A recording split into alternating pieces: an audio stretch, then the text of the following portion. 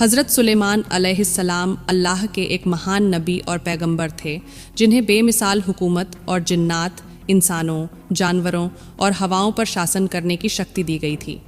उनके पास ऐसी अनोखी सल्तनत थी जो किसी और को नहीं मिली। उनकी हुकूमत का सबसे बड़ा राज्य था जिन्नात पर उनका नियंत्रण। यह कहानी हज़रत सुलेमान अलैहिस्सलाम की हिकमत, इंसाफ और जिन्नात पर उनकी हुकूमत को विस्तार से बताती है। हज़रत सुलेमान अलैहिस्सलाम हज़रत दाऊद अलैहिस्सलाम के बेटे थे और उन्हें उनके पिता के बाद नबूवत और हुकूमत मिली। अल्लाह ने उन्हें ख़ास इल्म और समझ बख्शी थी। कुरान में अल्लाह फरमाते हैं, और सुलेमान को हमने ख़ास समझ दी और हमने दोनों को इल्म और हिकमत दी। हज़रत सुलेमान अलैहिस्सलाम की हिकमत इतनी गहरी थी कि वह सबसे कठिन मामलों में भी सही फैसला फरमाते। एक मशहूर वाक़या है कि दो औरतें एक बच्चे के लिए झगड़ रही थीं और सुलेमान अलैहिस्सलाम ने अपनी हिकमत से असली माँ की पहचान कर ली। अल्लाह ने हज़रत सुलेमान अलैहिस्सलाम को जिन्नात, इंसानों, हवाओं और परिंदों पर हुकूमत दी थी। कुरान में अल्लाह फरमाते हैं, और हमने सुलेमान के ताबे कर दिए थे जिन्नात को जो उसके हुक्म से काम करते थे। हज़रत सुलेमान अलैहिस्सलाम के पास एक ख़ास अंगूठी थी जिसमें अल्लाह का नाम लिखा हुआ था। इस अंगूठी की वजह से वह जिन्नात को अपने काबू में रखते थे और उनसे बड़े बड़े काम कराते थे।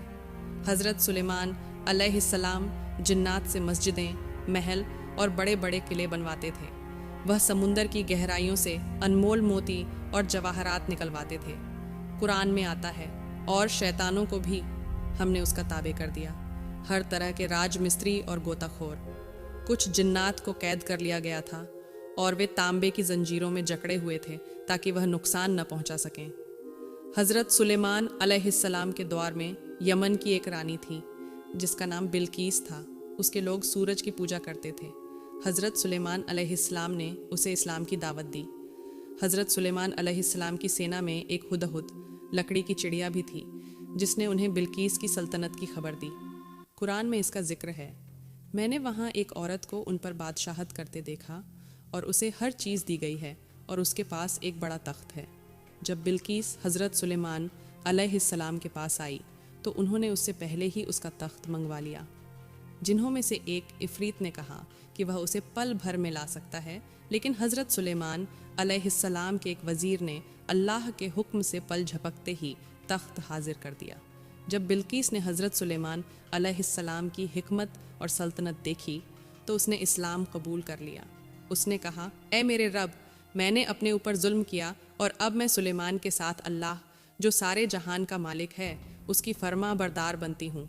हज़रत सुलेमान अलैहिस्सलाम की वफ़ात का वाक़या बहुत अजीब है। जब उनकी मौत हुई तो वह अपने तख्त पर एक लाठी के सहारे खड़े थे। जिन्नात यह समझते रहे कि वह जिंदा हैं और काम करते रहे। जब लकड़ी को दीमक ने खा लिया तो वह गिर पड़े और उनकी मौत का पता चला। फिर जब हमने उस पर मौत का फ़ैसला किया तो जिन्नात को उसकी मौत का पता न चला, यहाँ तक कि जब दीमक ने उसका तख्त चबा दिया तो वह गिर पड़ा। इससे पता चला कि जिन्नात गैब नहीं जानते। हज़रत सुलेमान अलैहिस्सलाम बहुत इंसाफ करने वाले बादशाह थे। उन्होंने हर मामले को अपनी हिकमत और अक्ल से हल किया। उन्होंने अपने दौर में शिर्क को ख़त्म करने की कोशिश की। हज़रत सुलेमान अलैहिस्सलाम की ज़िंदगी से हमें सीख मिलती है कि अगर इंसान अल्लाह के बताए रास्ते पर चले तो अल्लाह उसे बड़ी से बड़ी नेमतों से नवाजता है। उनकी हुकूमत, जिन्नात पर उनका कंट्रोल और उनकी हिकमत सब अल्लाह के हुक्म से थी। वह न केवल एक हुक्मरान थे बल्कि अल्लाह के नेक बंदे भी थे। ये कहानी हमें यह भी बताती है कि दुनिया की दौलत और ताकत का कोई स्थायी महत्व नहीं, बल्कि असल कामयाबी अल्लाह की रजामंदी में है।